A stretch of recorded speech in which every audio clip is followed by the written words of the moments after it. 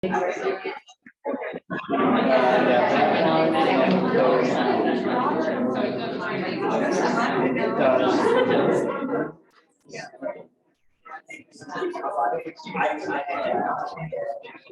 sorry, everybody. Normally there's like a whole, this meeting is being recorded.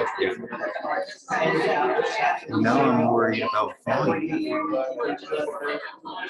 The meeting is being recorded now. I started the recording. If there may have been so much background noise that you didn't hear it. But the meeting is streaming on Facebook now.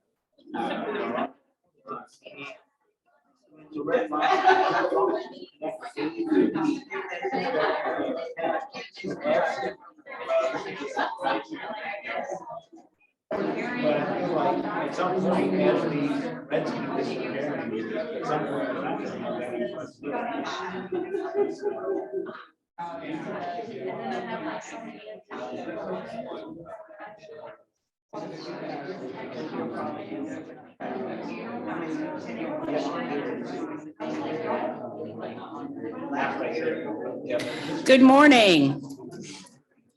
Welcome to the CRTPO TCC meeting on January 5th, 2023. I'd like to say Happy New Year to everyone. Just a reminder, all microphones are muted. So as we go through introductions, you'll need to unmute yourself. So we'll start around the table to my left.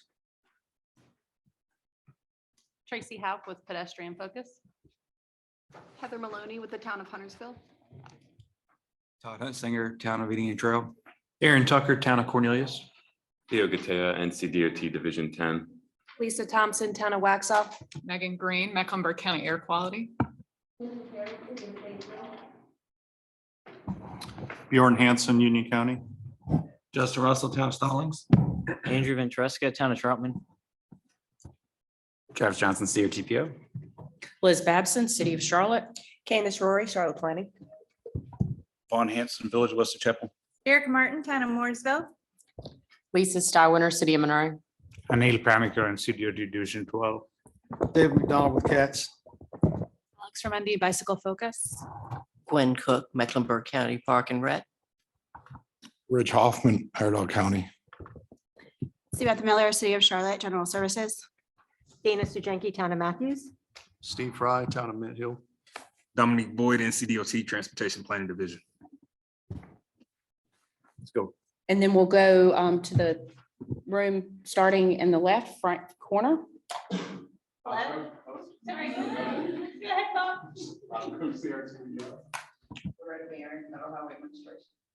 Gallup, Charlotte DAT, Metropolitan Regional Law. Mia Alves, Heather Burnfield, Town of Cornelia. Gilbert, CRTPO. Scott Miller, NCDOT. Martin Cooksey, Turnpike Authority. Andrew Golden, Town of Davidson. Harley Henning, CDOT. Dave Ogre, CDOT. Aaron Pratt, CDOT. Hi, everyone. Debbie Smith, CDOT. And now to the, oh, I'm sorry, go ahead. I'm hiding back here. I'm Brian Elbert with CRTPO. Thank you, Brian. And now to the right.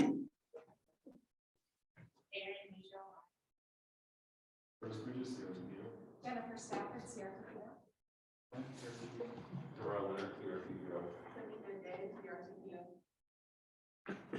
Thank you.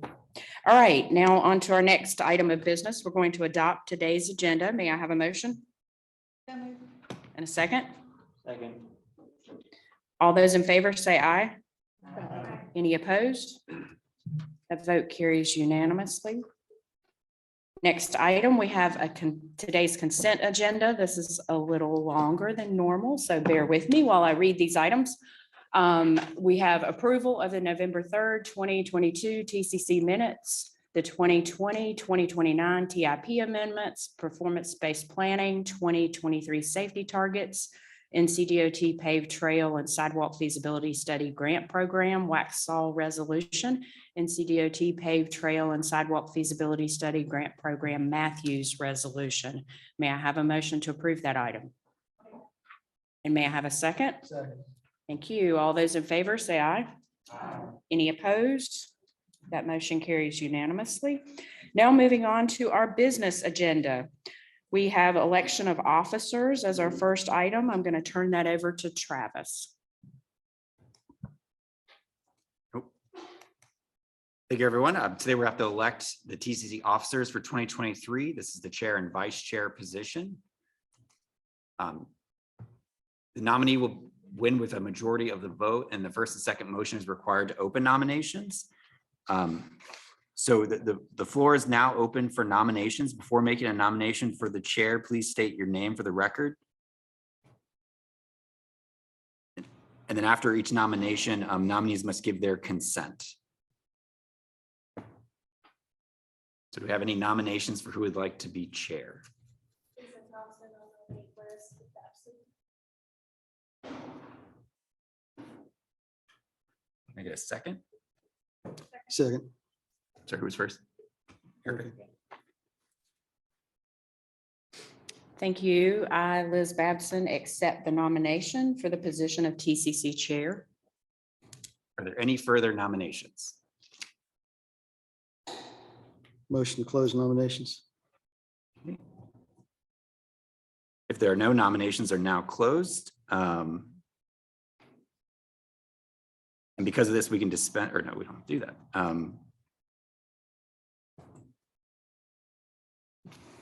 Yep, I think that's it. So I guess we need to vote. So all those in favor? Aye. So it passes. Congratulations, Liz. Thank you. So the next up we'll do is for vice chair. So again, the floor is open for nominations for vice chair. I nominate Andrew Ventresca. Second. Thank you. I guess I'll do this for one more year. Do we have any other nominations for vice chair?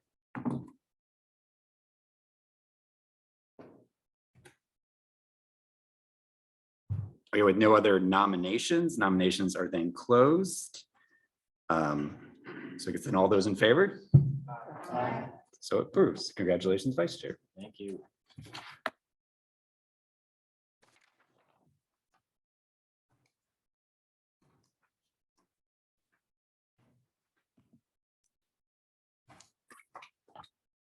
We'll move on to focus area reps. This is actual presentation.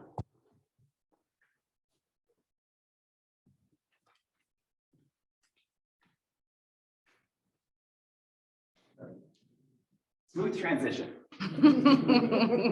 I'm just glad it's you and not me.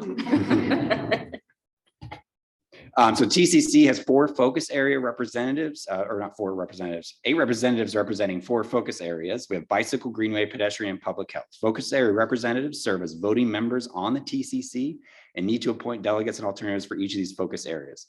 Appointees must be employed by a municipality or county government that is a voting member of the CRTPO. The term lasts for 1 calendar year, which begins in January. And there's no limit to the number of terms a representative may serve. Currently, we have delegates with 2 vacancies in bicycle and public health focus areas. We met with the bicycle and pedestrian work group, and they made the following recommendation for bicycle greenway, pedestrian, and public health focus area representatives. And all members who have been nominated by the bicycle and pedestrian work group accept the nomination. Whoops. So with that, we would need a motion to appoint the focus area reps and a second. I'll make the motion. Motion. Second. So with that, so Lisa first, David second. So all those in favor? Aye. Thank you. Congratulations, all focus area representatives. And with that, we'll move on to Fred D. Alexander.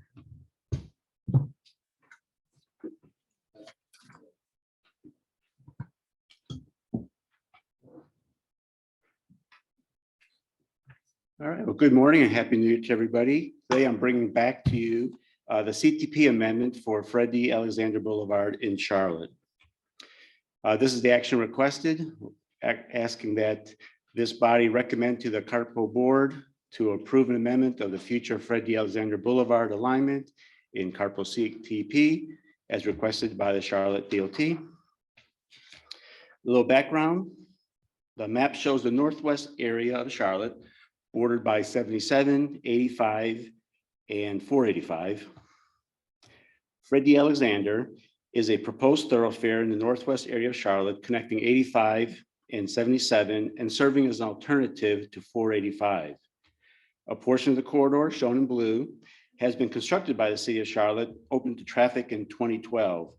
The remainder in red would be built by either NCDOT or Charlotte DOT, depending on who gets there first, I guess. City of Charlotte has submitted the northern portion 2 times for inclusion in both the 2045 and the 2050 MTPs, but it was not included in either plan. And the portion of the alignment that we're talking about this morning is the area highlighted by the blue oval. So this map shows the alignment as shown to you at the November meeting when we opened public comment. The alignment triggering the realignment is shown in blue, and the map shows the adopted CTP alignment in orange and the proposed alignment in dashed blue. The developer asked if there's a way to move the alignment so that it wouldn't cut right through the middle of their property. CDOT staff worked with developers to the extent possible to develop options that reduce cutting through middle of parcels as much as possible. So we were working with the developer. We came up with the dashed blue line, thinking that would, by hugging the property lines, it would still serve the purpose of the corridor while still maintaining viability for future development. So the property that was being actually discussed today is this, where the whole alignment is shown. The red would be dedicated as part of the development. So this shows development, and this alignment was requested as part of a rezoning that was adopted by City Council in May of 2022. As part of the rezoning, developer is dedicating 110 feet of right-of-way as shown in blue. As part of the development process, CDOT staff work with developers to preserve or dedicate right-of-way for future thoroughfares to the extent possible. Proposed alignments are shown on the CTP, but we try to work with developers as long as it doesn't prevent the corridor from being built in the future. CDOT has done this over numerous corridors over the years, such as Eastern Circumferential, Bryant Farms, and others. So the public engagement period started. Good one. Yes, I want to show you this graphic real quick. This shows portions of the corridor that we have had right away dedicated or reserved through the development process over the years. The original alignment of Fred D. Alexander Boulevard was put on the old thoroughfare plan in the mid-1980s and was then moved to the comprehensive transportation plan when that was developed. But as development occurs in areas, routing the corridors can be changed based on development patterns. What made sense maybe 20 years ago may not always make sense today. And we don't want to look a gift horse in the mouth if we can get alignment to the extent possible while still making the corridor viable. So this map shows sections that have been dedicated, reserved, or committed through developments. The portions in red are still sections that are not developed. And it gives us a little more flexibility. As long as we get from point A to point B, it works. We're willing to do that. As those areas become green and yellow over time, we're going to have less flexibility in the future.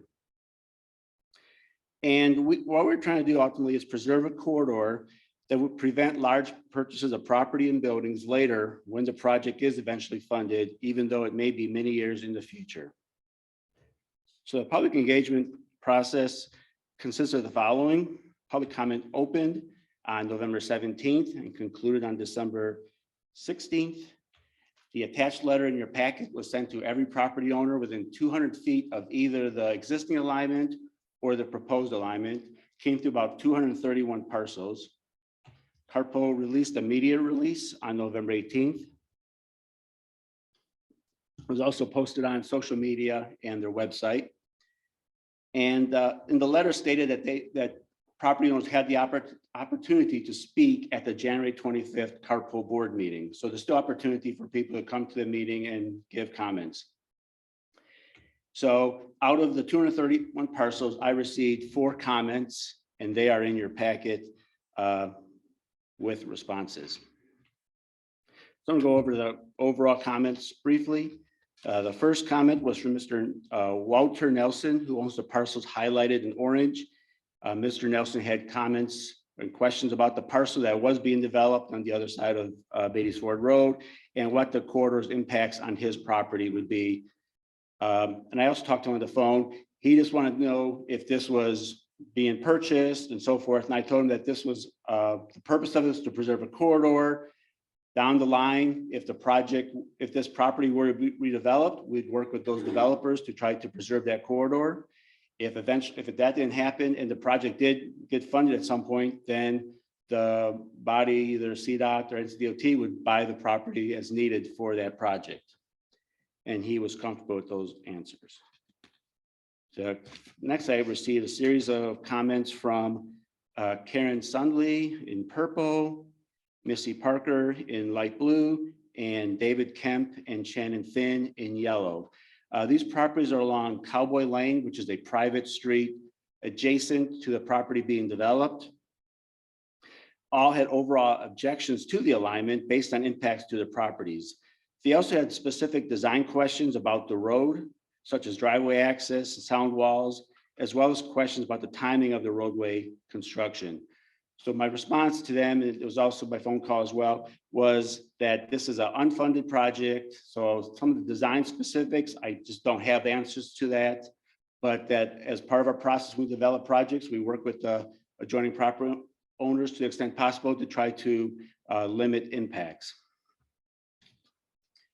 So after review of the comments received, we made sure that we are still comfortable with the proposed alignment and determined that we were.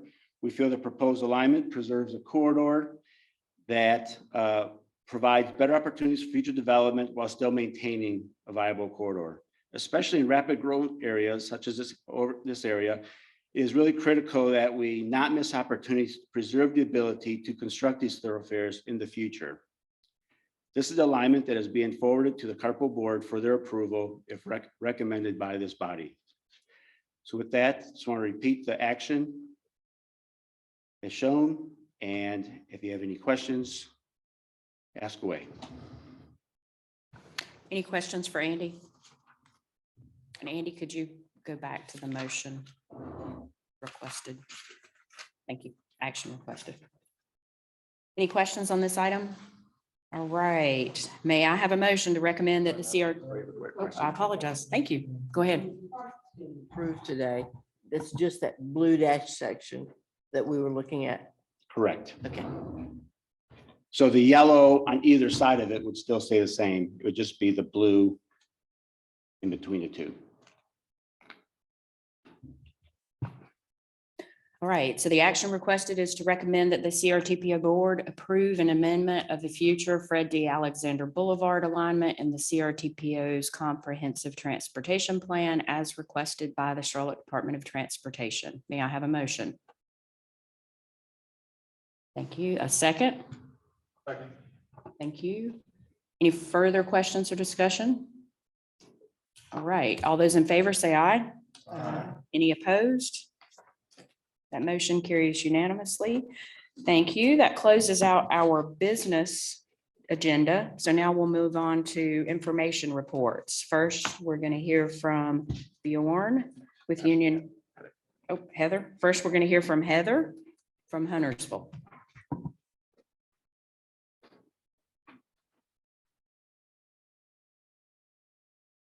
Hey, y'all.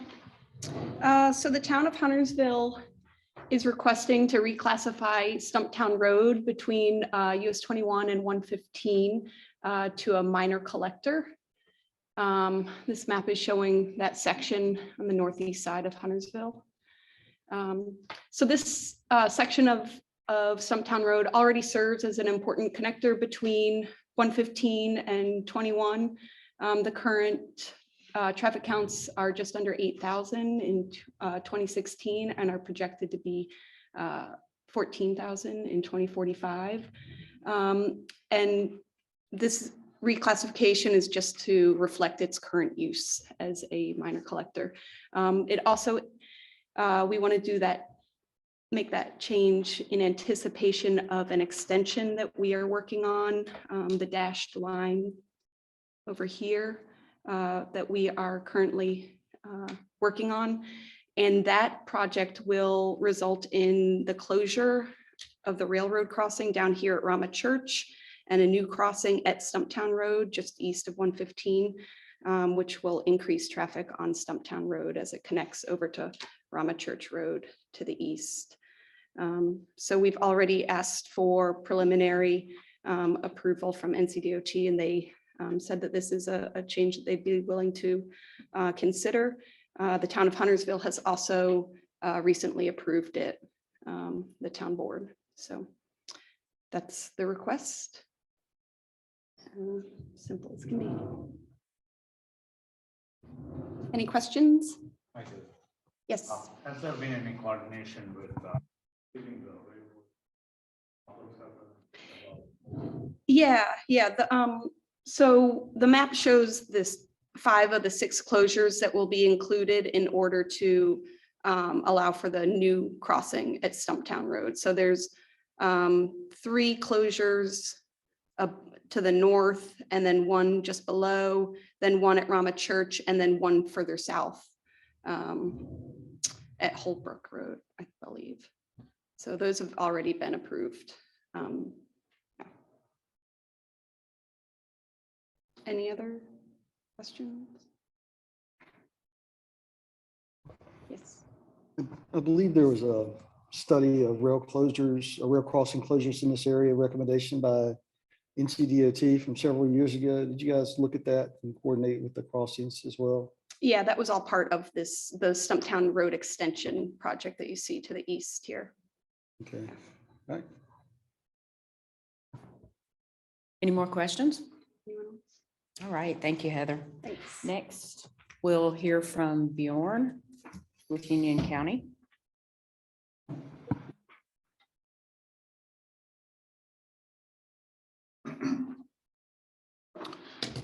Morning, everyone. We have a similar request that is being requested at coordination with Wesley Chapel, Waxhaw, and Union County.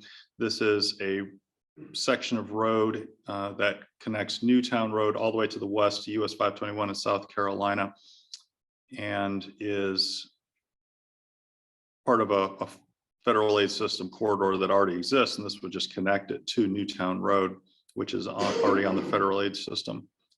So vicinity map, this is what we're looking at from Providence Road to the northeast to Newtown. Wesley Chapel is up here, and Waxhaw is over here, and there's portions of unincorporated Union County in the middle. The federal aid system in North Carolina includes Kensington Drive. So Waxhaw maintains section through here. Then this is NCDOT maintains section from Providence all the way up to Newtown. And then the South Carolina section is Jim Wilson to 521 near Sun City. In terms of the specific request, this is the map that goes along with it that we would submit or give to CARPO to be able to submit to the NCDOT. Be requested as a minor collector. That was in coordination with the NCDOT based on their advice. They felt that it was a reasonable request. High growth area with over 1,200 residences, additional 500 under construction. There are schools, churches, library, commercial development, and because of the connections, both towns and the county supported this with recent resolutions. And so in the month of January, this would be informational. We'd refine it based on any feedback received, both from the TCC and the board. And then in February, ideally, this will be just on the consent agendas, and then work with CARPO staff to submit to the NCDOT in March after those actions. So I'm happy to answer any questions. We also have representatives from Wesley Chapel and Waxhaw present for their respective portions.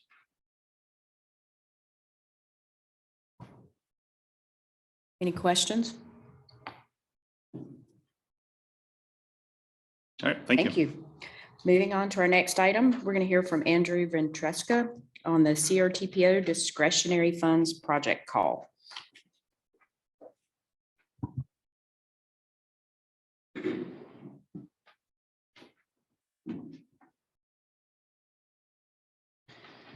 All right, thank you. Hope everybody's doing well this morning. This is an informational item. We will be asked to make a recommendation on what is presented today at the February meeting. And this is regarding the 2022 fall call for discretionary funding. This should be a review. This slide just shows the amount of funding that was available for this call. We had a total of $59.1 million, which will be allocated between fiscal year 23 and 26. And it's broken down as shown on this slide. Again, another review slide. We did have 34 applications. The total amount of money requested was 79.7 million. Again, we only had 59.1 million to allocate. So we do have a shortfall of 20.6 million. And the numbers, it's broken down on the slide. As you can see, 5 planning studies, 3 for the carbon reduction program, 9 highway projects, 14 bike ped projects, 2 shortfall roadway projects, and 1 shortfall bike ped project. The list in front of you is the recommended highway project summary. We've got 2 that are shortfalls. We were recommending funding both of these projects. One is a project in Davidson and the other in Charlotte. And then the rest, as you can see, broken down. We've got 36 million total in highway recommended projects. In your packet was the scoring. So if you want to look at how they were scored, it's in your packet. These are the non-highway recommended projects that the POC is recommending. We've got 3 on here, which we're recommending to use the carbon reduction funds on. This is the CATS electric bus chargers, Indian Trail EV chargers, and the Union County Transportation low emissions alternative fuel conservation. These were all, Federal Highway said these were all eligible for these funds. So POC is comfortable moving forward. We do have additional funding with the carbon reduction program funds. So we're adding the rest of these to some bicycle and pedestrian projects. Again, the projects we're looking at for bicycle and pedestrian are on your screen. They're in your packet. And the way things were scored were also in your packet.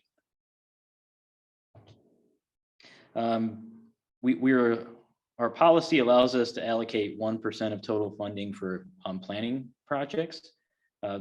We're recommending all 5 of these projects you see on the screen to move forward, a total of $533,000. So this does meet the 1%. So POC is recommending to go ahead and support all these planning projects. This is just basically a summary of what you've seen in the last couple slides. We are able to fund all highway projects. This is going to be 62% of all funding. Non-highway, these include the carbon reduction projects. We've got 12 that we're going to fund. This is 38% of all funding. And then again, 1% goes to the planning projects. I will say that some that might not be familiar with the discretionary funding policy, we do have a ratio of, we try to target 80% of funding goes to highway and 20% to non-highway. As you can see here, we didn't meet our highway target. We just didn't have enough applications, but we feel comfortable instead of saving that money, just moving forward and adding additional money to bike ped projects. Next steps, information will be given to the CRTPO board. Again, in February, we'll come back to this board for a recommendation. And then in February 15th, we hope to get approval from the CARTPO board. And with that, I'll open it up for any questions. I have a question about the new injection funding. The carbon reduction funding, yes. So that can be used on bike ped projects? It can be, yes. And so why were those 3 projects selected over all the bike peds?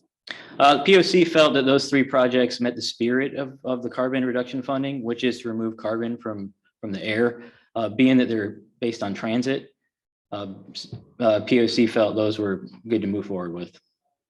It looks like I'm very close to David when I say it. So it looks like the most expensive project this year is the CAT bus project, nearly $9 million. Mm-hmm. And it looks like that's more than half going to being taken away from bike ped. That's what it feels like. Maybe it's not. Well, we don't really look at it as being taken away from bike ped. we look at it as meeting basically the spirit of what these carbon reduction funds are for. We just had additional funds that we decided to use for bike ped. Not opposed, I would just encourage the POC, it seems like every year, we retool the discretionary policy. And I know that the Davidson project is always just below the line, the Iredell County project that connects to Mecklenburg County is always below the line. We have some sort of funding cap of the 5 million per project, maybe a few more projects could be. Something for the future. Okay, we'll take that comment. this is more of a, I just need a clarification. I noticed there is, and I'm not opposed to that project by any means. When I know, what is the criteria for non-member jurisdictions to apply for discretionary funds? I might have to ask Jennifer for a little help with that question. No, just discretionary funds. Of all the projects, there's only one project which is a non-member jurisdiction of the NPO. And just for future purposes, I'm not opposed to the Council of Governments being funded, but can anybody which is a non-member of CRTPO apply for discretionary funds? My understanding is because Central Iowa is a quasi-government, that makes them eligible. So does that mean, what my question is, does that mean that any quasi-government entity can apply for discretionary funds? I mean, this is something, I'm not looking for an answer, but I think for future purposes, that needs to be clarified. That's something we can definitely look into.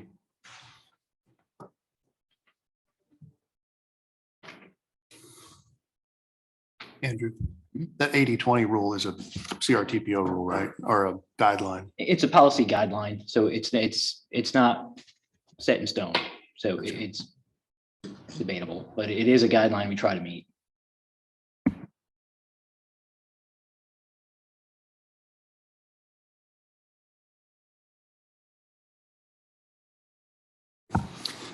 I would note in talking about the CATS project and the carbon reduction and the fact that the POC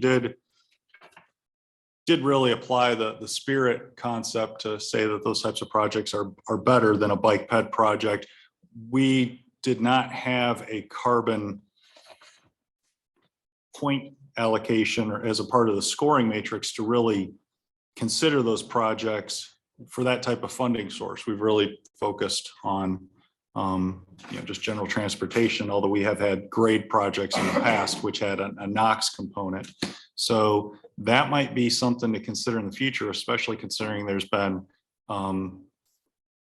mandates coming down as it relates to greenhouse gases and other climate change considerations on whether we want to update the POC scoring evaluation for those types of non-vehicular or safety considerations, at least in a direct sense of benefits. Because yeah, that's, I mean, if you wanted to say bike ped versus a change in the fueling source, that's something that they made a decision on, but obviously the board could do something different. We don't necessarily have technical numbers or a pre-approved process to say one versus the other is objectively the better project to go with.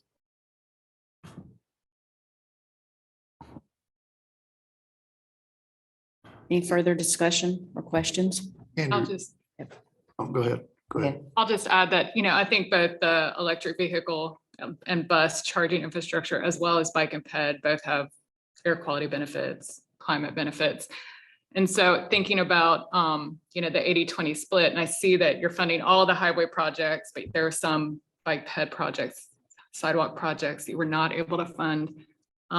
Maybe as you look at that policy, you move towards maybe a different split, especially if you're talking about adding criteria or scoring that kind of it tries to incorporate the environmental benefits, the air quality benefits, the climate benefits. Could be one way to. I do want to say that the policy was adopted by the carpool governing board. So that 80-20 split would have to go in front of that board. And I don't know how receptive they would be to losing 80% to highway funding, just with as big of a region as we have. So that's just something to consider.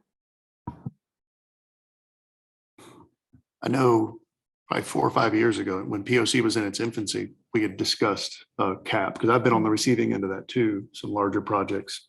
We were like the first white cell below the greens. I don't remember where that discussion went, though, if there was ever a settled. I feel like we kicked around percentages or a funding cap for a project. So that doesn't happen. So that one project didn't steal. I believe the funding cap was 25% of total funding. Oh, is that where it? Okay. Yeah. Wow. So obviously we're okay out with that. And it's the 25% is the total of the pot, not like per. That's correct. Mhm. We had a project in Huntersville that came years back, and I remember it was something like 12 million, and at that point we had like 24 million, and though it scored right, we didn't move forward with it because it took a big chunk of the pot.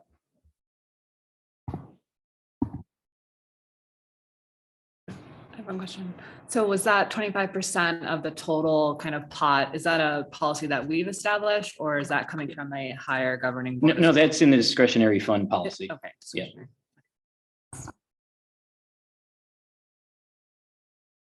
And I will say, the questions about the policy was adopted in 2019, and we haven't had any major amendments to the policy.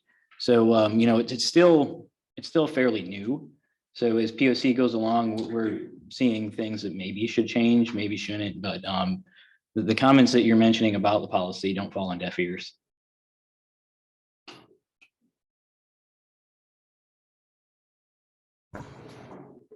Any further discussion or questions? All right, thank you. Moving on to our next item. We're going to hear from Bob Cook and get an update on the FY24 Unified Planning Work Program Annual Budget. Thank you, Liz. Good morning, everyone. Wanted to provide everyone with an update on the development of our budget for the next fiscal year. So we'll talk a little bit about what the UPWP is, the Unified Planning Work Program, discuss funding that is available for next fiscal year, have a brief discussion about the Section 5303 funds from the Federal Transit Administration, talk about potential allocations at a fairly high level at this point, and then go into some next steps. So a lot of you are probably familiar with the UPWP. It is our budget, and it does identify all the planning activities that we plan to take on during the fiscal year. It also documents how the federal and state dollars are going to be used.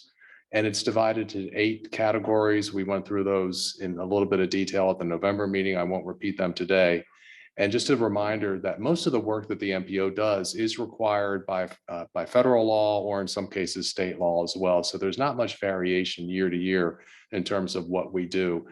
It might be slightly different types of tasks, but they're all towards this, looking towards the same goals.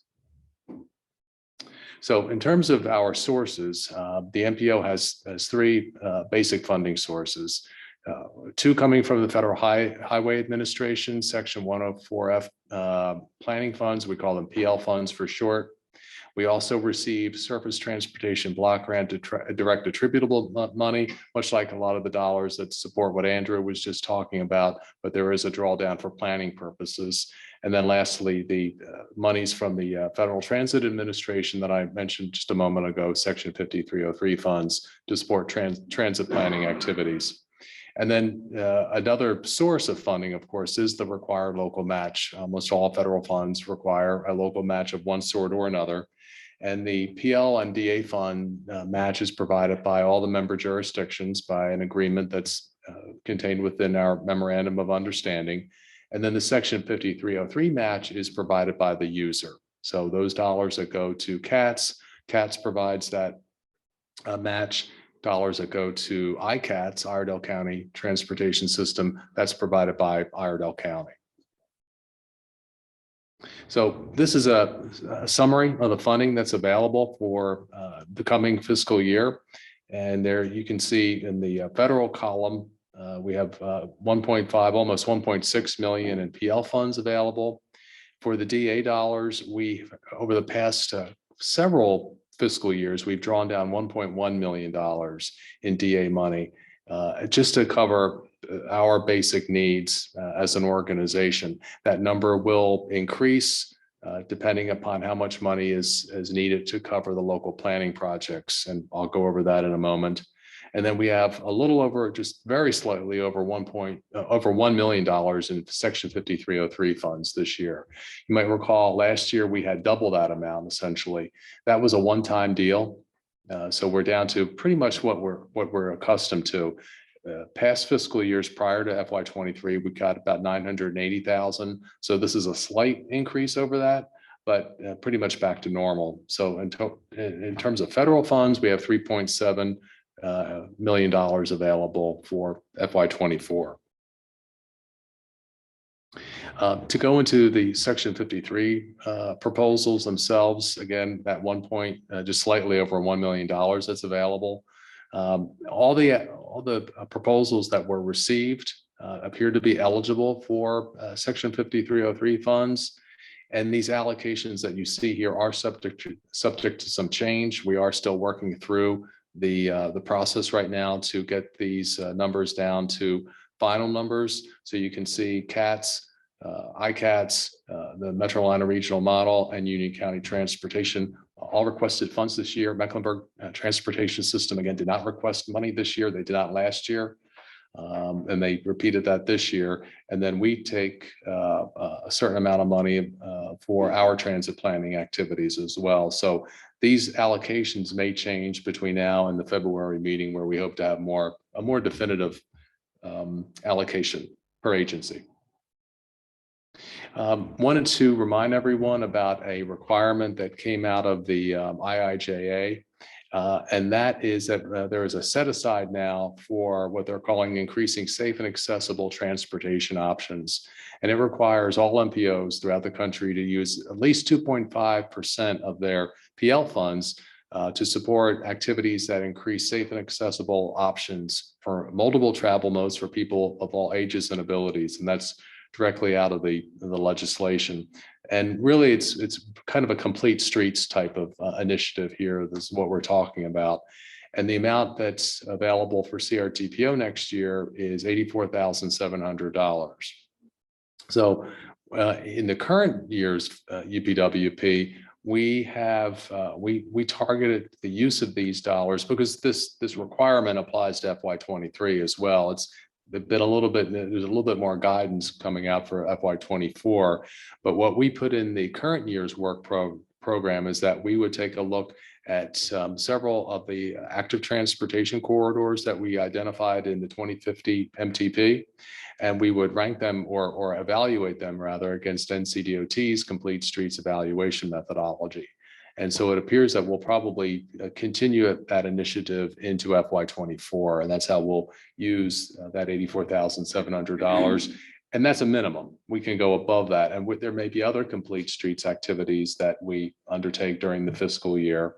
And so that would kind of apply to that requirement as well. So I suspect we will more than exceed that 2.5% minimum for the next fiscal year. Andrew talked about these just a moment ago. These are the 5 planning studies that are in the process of being approved. The POC has endorsed these 5 projects coming out of the fall call. They will go to come back to you and to the board for final approval. But for now, we're including them. We're assuming that they will all be approved, and we will program these in the UPWP.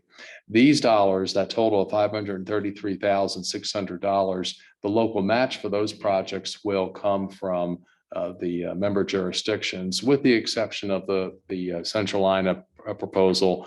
That will be, since that will benefit the entire planning area, that will be spread amongst all the member jurisdictions. And that will be, and that the funding has come from an additional drawdown of the DA money. So we have 1.1 million, if you recall, for our basic purposes as an organization. Then we'll add on this $533,600 to support these 5 planning projects. We already have some planning projects underway, and some of them will not be complete by the end of the current fiscal year. So we are likely to be needing to carry them over into fiscal year 24. And you can see the 5 that are listed there. This list could be subject to change depending upon whether or not some of these projects are completed by the end of the fiscal year. And we don't know the exact amount of money that will have to be carried over into fiscal year 24 at this point. And we hope to have that information by the February meeting. So in terms of some allocations, it's a little premature for us to actually come up with dollar amounts at this stage in the process. One of the reasons is that we traditionally look to see how we've spent money for the first 2 quarters of the fiscal year, the current fiscal year, but we don't have all those numbers in quite yet since it just ended. The second quarter just ended several days ago. So what we've done here is we have based these we have percentages in here for these allocations for the 8 task codes that I alluded to earlier. And these are based upon FY23, the current fiscal year. We think they're fairly reasonable, but they are subject to change. So you may not see a 21% allocation, for example, for data and planning support and so on. But we think we're in the ballpark here. So 21% again for data and planning support, and that supports the Metrolinux regional model, the community viz model, our GIS activities, the traffic count program, and some other activities as well. And then for planning process, about 30% we're suspecting for the next fiscal year. And that's a fairly sizable amount of money, but it's a category which takes in a lot of different activities. The CTP, the Metropolitan Transportation Plan, our Beyond 77 implementation activities, the strategic plan, and so forth. So it's a lot is covered under that planning process category. And just to note, the MTP will likely get started. It could even get started this current fiscal year, the 2055 MTP, that is. But into FY24, there will be a fair amount of spending to update the current long-range plan. For the UPWP, there is a separate line item for that. It's a relatively minimal amount for budget development and maintenance. For the TIP, development and the discretionary program in general, maybe about 7%, and that could go higher depending upon what we feel will be happening during the next fiscal year in terms of the TIP process and just the general TIP development process. And then special studies, that is to be determined, because that's where we program those local planning projects. And so we have to figure out what those carryover amounts are at this point. So it's up in the air as to what that allocation might be. For Title VI related activities and environmental justice activities, it's about 1%.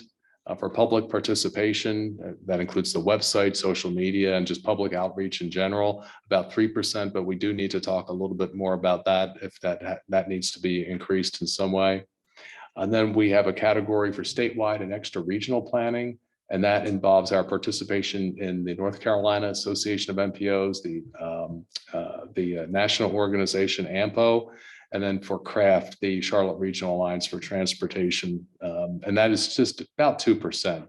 And I think that's been fairly consistent over the past few years. And then lastly, management and operations, and that's kind of a catch-all, kind of like planning process to a certain degree. It's kind of a catch-all, but in a different way. It just funds the day-to-day activities of the organization, grants management, administrative support. And also the process will start very soon about reassessing the memorandum of understanding. So that's about 27% there. So there are some remaining issues, of course. We're still fairly early in the budget development process. One, I mentioned earlier, we still have to assess the Q1 and Q2 expenditures to see how we're trending and to see how that might impact how we allocate dollars per task code. And then finalizing those Section 5303 allocations. There's also another component of the UPWP that we don't touch on a regular basis, and that is a transit-oriented development grant that was awarded to the city of Charlotte for the Silver Line alignment. And while we don't have a lot of engagement in that, and we aren't spending those dollars, those dollars still have to be reflected in our work program, and we'll be working with CATS to determine what that amount might be. There is an ongoing issue about traffic counts and determining if CRTPO funds can help support recurring counts throughout the planning area. And then that complete streets issue. We still have to get something definitive on that, but I think it is likely that we'll continue the FY23 course of action. So in terms of next steps, our first draft will be presented to the board on the 25th of this month. Remember, the meeting is delayed by 1 week. And then we'll come back to you at a transportation staff meeting on either the 25th or February 1st to give you a status report. Hopefully we'll have some information from the first 2 quarters by that point. And then we'll come back to you and the board in February with second drafts, where we hope to have some more definitive numbers. We really have to have more definitive numbers at that point. And then we'll have a transportation staff meeting if necessary. And then in March, we'll come to you and to the board for adoption. So those are the next steps in the UPWP development process. And with that, I'm happy to answer any questions about this. Thank you, Bob. Any questions or discussion?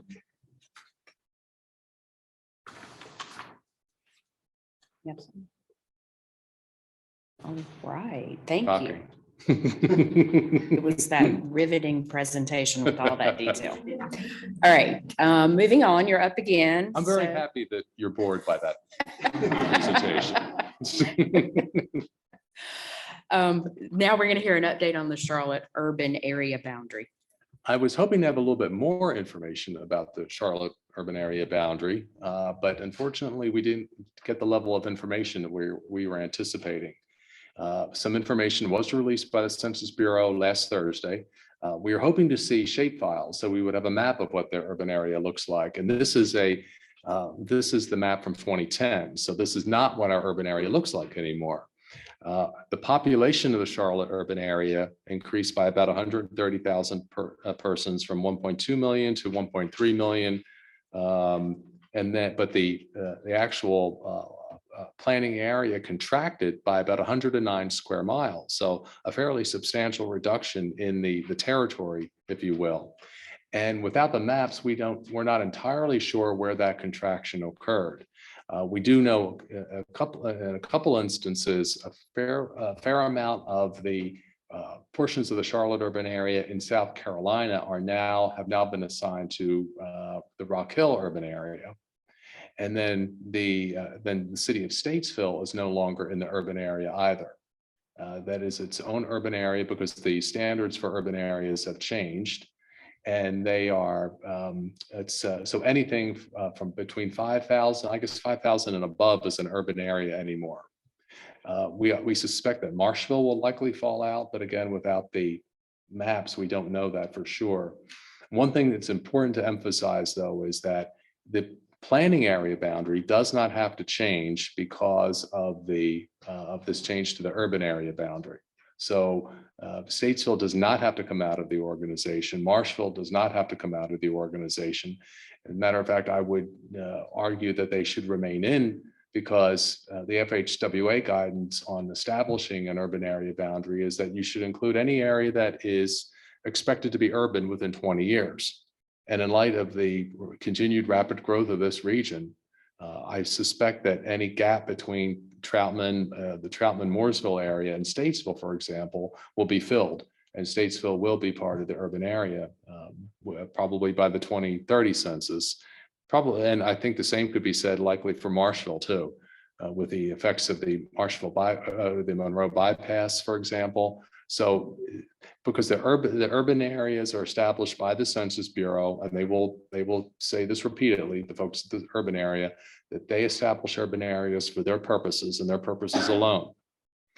And how any other agency, Federal Highway Administration, whatever agency it might be, how they use that information is their business. And so the bottom line is that no one should think that Statesville has to be tossed out of CRTPO, or Marshville has to be tossed out of CRTPO. That's not the case. We can still keep the same planning area boundary that we have. But it's just difficult to provide you with a lot of clear information without any map that shows the full extent of the urban area based upon the 2020 census. So we know a little bit of in South Carolina, we have a little bit of information about Iredell County and Statesville, but beyond that, we don't know where the contraction occurred beyond that. So that's the update at this point. And they are scheduled to release shape files by the end of January. But we've also heard that don't be surprised if it's more like February or March. So I think it's a matter of just staying tuned, and we'll keep everyone abreast of what's going on. And I'm happy to answer any questions about this. It might be a little difficult to do so considering the lack of information, but the bottom line is the population increased by about 130,000 and but the planning area itself decreased in size by about 109 square miles. So if you have the file, will you retool the membership?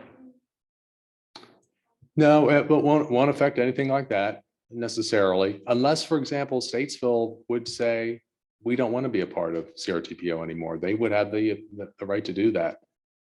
So then we would have to do it, but it doesn't trigger anything like that automatically. Plus, we have to go through the whole MOU reassessment, and that'll take at least probably a year to do that. And that would be regardless of the urban area changing.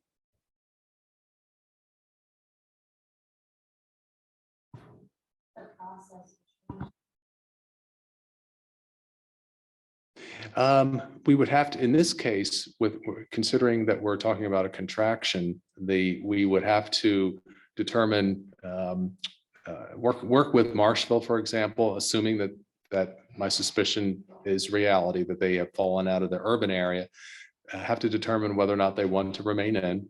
And then same thing with Statesville, determine if they want to remain in. And now we could keep the same boundary, and they're just not participating members. So that would have to be figured out as well. Do we want to change the planning area boundary to reflect non-participation, or do we keep the boundary and just plan for that area without their participation? That would be hard for a city the size of Statesville. It would not, I don't think would be good practice for us to engage in that planning process with them being fully participating members of the organization. And even a town the size of Marshville, which is considerably smaller, I still don't think it would be good policy to do that. Now, having said that, we do it to a certain degree for Lake Park and MB Bridge, at least parts of Unionville. They're in the planning area, but they're not participating members. But Union County, I think through Bjorn's office, helps support those efforts. Bob, help me make sure I have it right for lay terms here to report back to my folks. Mm-hmm. If you're in the blue boundary, you're in CRTPO. In the urban area, that means you have a seat at the MPO. If you are not in the urbanized area, you don't have a seat. Is that? Not necessarily. If you're in the urban area, we will definitely have to include you within the planning area boundary. That's a minimum. So if your community falls within the blue line there, that on this map, you are the MPO process will take place in your community, kind of whether you like it or not. You may not participate, but we have to account for everything within the urban area. However, that boundary that you see there right now includes, as you can see, everything in that orange is within the urban area, of course.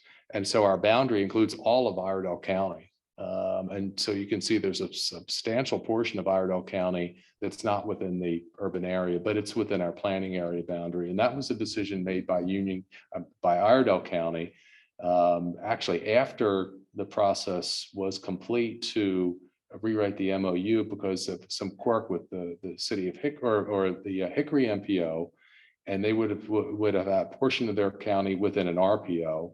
And so they decided, well, instead of being split between two planning organizations, two transportation planning organizations, let's just have the entire county be within CRTPO.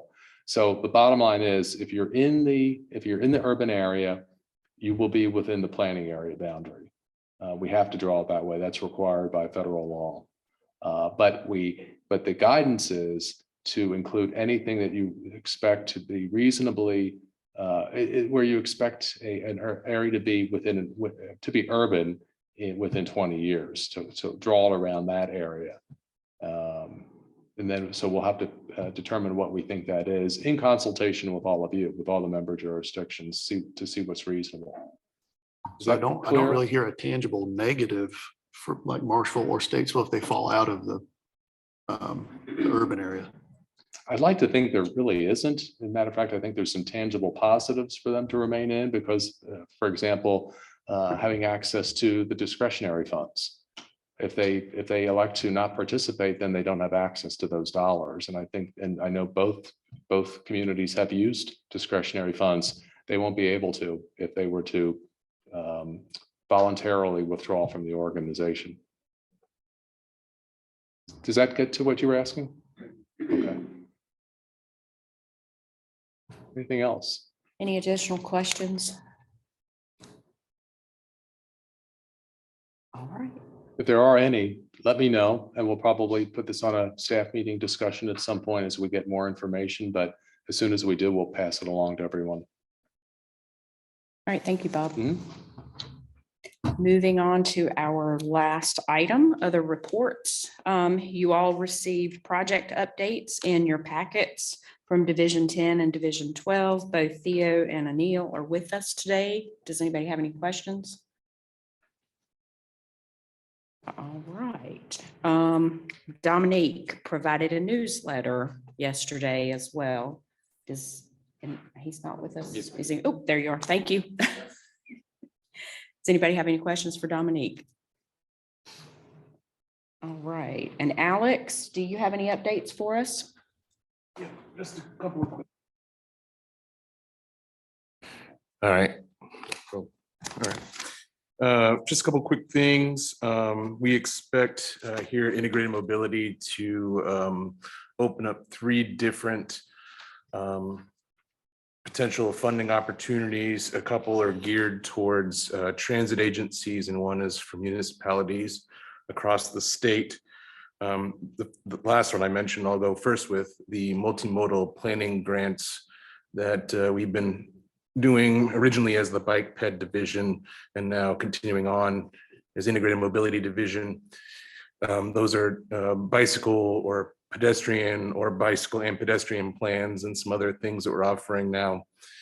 We anticipate that pardon me, that we will open the call for those sometime in January. I do not have an exact date, but the moment that it's hot off the presses, I'll make sure to pass that along to CRTPO staff so they can apply. This will be for 2024. The 2023 ones will be kicking off this month, and those include Belmont, and the ones I'm working on anyway include Belmont, Indian Trail, Oakboro, and Elon.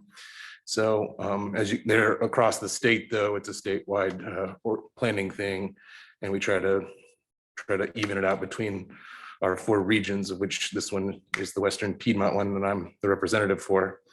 So do highly encourage that. It's kind of geared more towards helping smaller communities. So the match lower the population of the community that applies.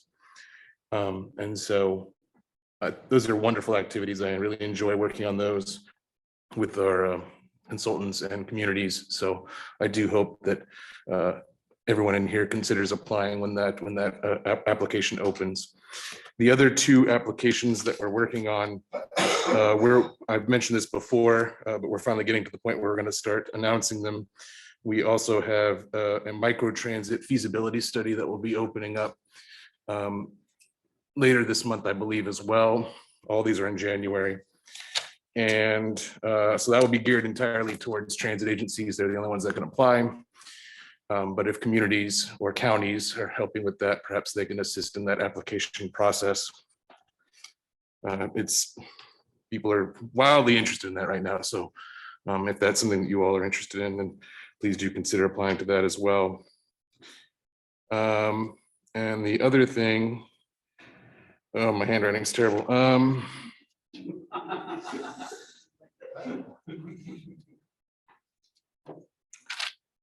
maybe I'll find it. Okay, something that we're calling access to transit.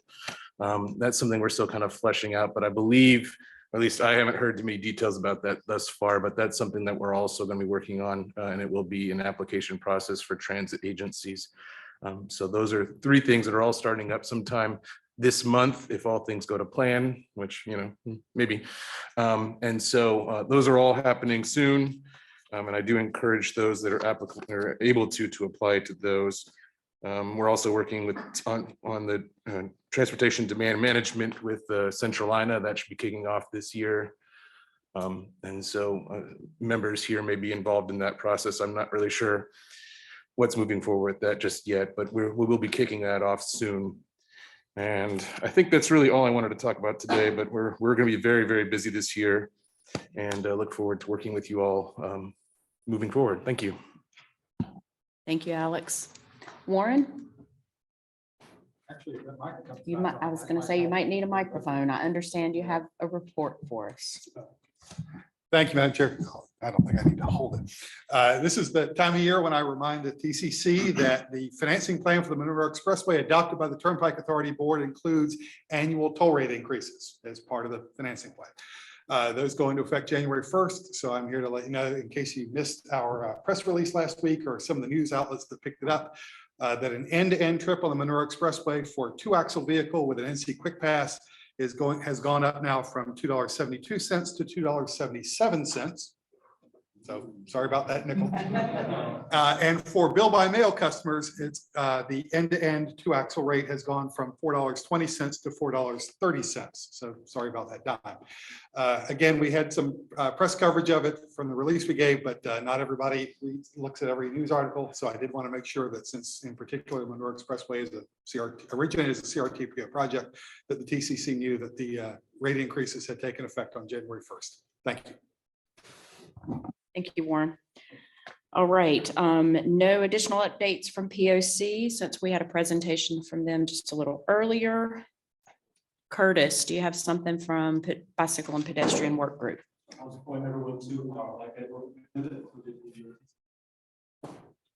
Thank you. And Bob, nothing from Craft, upcoming issues. Bob, I think you had something you wanted to share with the group. In the meeting on a high note, I just wanted to mention, and to start the year on a high note, I wanted to mention 3 recent staff promotions. Curtis was promoted to project coordinator. He'll continue in his role as bike ped coordinator and a master of all things GIS and data. Of course, he'll be taking on the SEAM project management responsibilities this year. I hope that gets underway this year. But Augustine, who could not be here today, he's on military duty, I believe. He is being promoted, or has been promoted, to senior planning project manager in recognition of his good work on the Beyond 77 project. And last but not least, Brian has been promoted to project coordinator.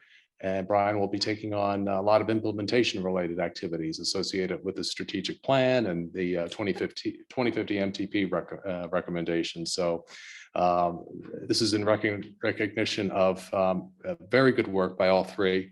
I was very happy we could make these promotions happen. So my congratulations to all 3 of them. So just wanted to let everyone know about this good news. Thanks.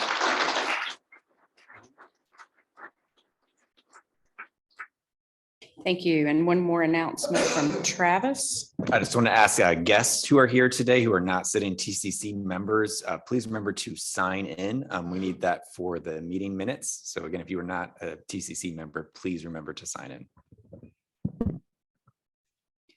Thank you. And with that, we will conclude our meeting. Again, as always, thank you for your time and commitment in the important work we do to advance transportation in the region. May I have a first and second motion to adjourn? And with that, you are adjourned. All those in favor, please stand up.